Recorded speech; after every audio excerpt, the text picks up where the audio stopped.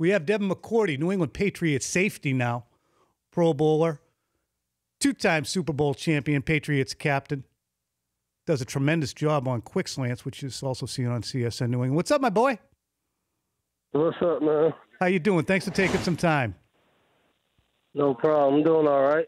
Good. Hey, I was just talking about the Vontaze Burfict suspension, and really there's a couple of layers here, Dev, that I wanted to hit on. First is, how has defense changed in the NFL, even since you came into the league and were a Pro Bowl corner, in terms of hitting? Strike zones you have to concentrate on, timing, all those different things. How drastically different is it? It is different. I think it's the biggest difference is, the amount of fines. I think them trying to clean the game up, and I think they've tried to identify and really, let you know the exact strike zone and what is, acceptable, what's not. I think they've tried to, even help us better understand that. But, the difference is how much you get fined or suspended, and like a guy like Burfict, who has dealt with it in the past, and now, one hit in the preseason. You talk about 5-game suspension. Mm-hmm. So I would say that's the biggest difference. Have you been fined in the past, Dev? Just once. Way back when I was a young guy, my rookie year. Do you mail a check? Did you send it in pennies? What did you do?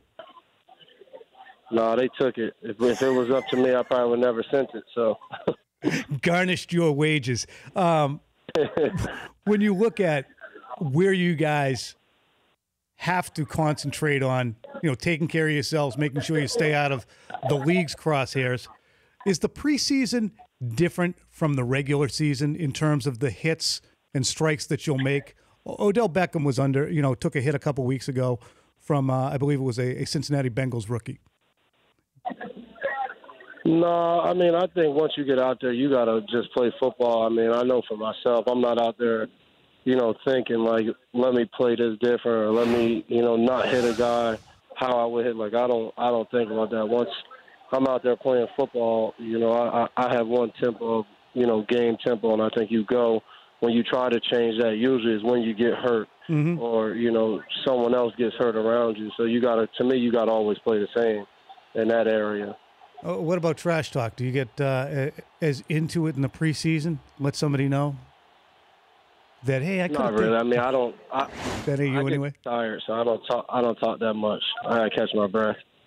The safety play in general. I made that statement about how important safeties are in the changing NFL.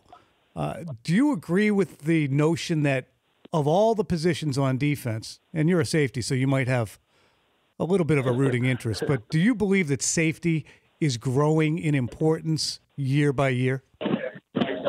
Yeah, I think so. I think because of the versatility of a lot of guys who play the position, being able to cover, guys being able to play like linebackers, I think that's very important, especially when you look at offenses with different skill sets. The tight end position comes in many different forms of what type of tight end you're playing against, and, to have safeties, that can do, a bunch of different roles for your teams allows you to match personnel, allows you to, play different defenses that, it's harder to play with, a linebacker or a corner maybe. Mm-hmm. A safety's better equipped. So, hopefully I'm just raising the price tag for safeties around the league. Patriots safety Devin McCourty joining us. Speaking of price tags, Matthew Stafford signed a contract that is going to pay him $27 million a year, 5-year, $135 million contract. And when you look at the way players are paid in the NFL, and quarterbacks are so far into a different universe financially than the rest of the players, does it ever maybe cause at least scrutiny as to the way that there are the haves and the have-nots as you guys look at the way different positions are paid?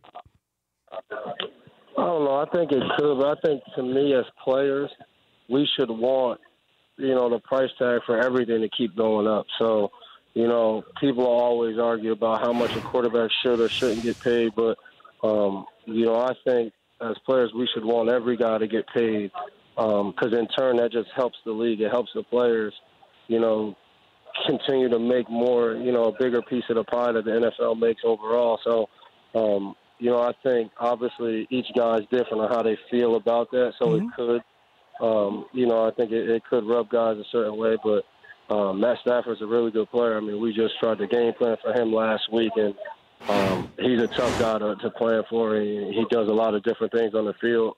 So I feel it is definitely well-deserved, and hopefully we keep talking about guys, numbers going up at every position. With that hard cap, see, that's the hard thing, too. With the hard cap, there's percentages, though, that a player takes up. So the more for one, the less for another. Yeah, it's very true.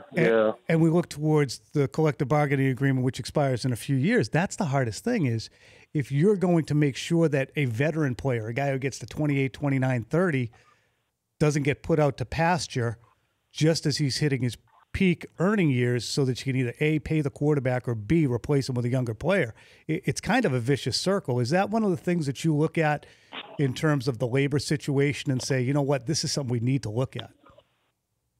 Yeah, definitely. I think, but the biggest thing is, you talk about the quarterback, but it's the younger guys going to always put out the older guy, in this league, and exactly what you said on how it works. Just from the thought of in a year or two, the skill level will be, more comparable and equal. So, a lot of teams will be way more willing to do that than pay an older guy, whatever his number is, that he would make. So it's tough. Guys have to try to, that's why we always talk about this league, you got to try to make your money when you can. Hey, Dev, you know what a finely conditioned and highly tuned athlete I am. And the fact that I've told you in the past, it's all hydration.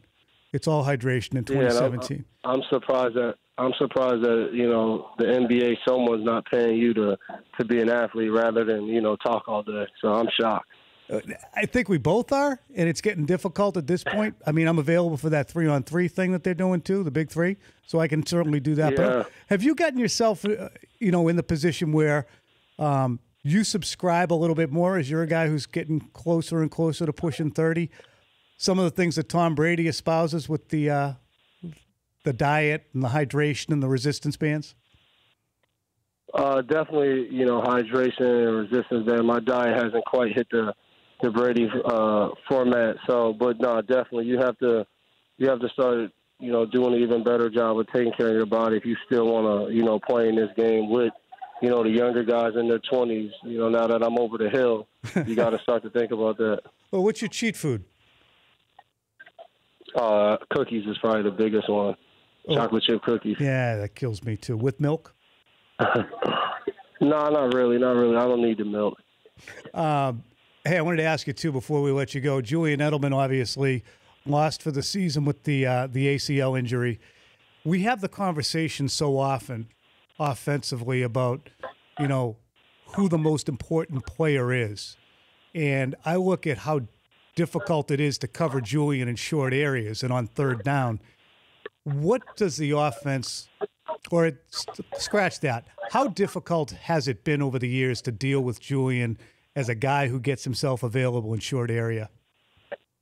Oh, very difficult. I mean, extremely quick. I think his understanding of the offense and how to get open, and honestly, some of his, time playing defense and understanding of defenses and, what they'll try to do to take away different things makes him even a better player. And, you talk about his toughness and all of that. You put that along with it.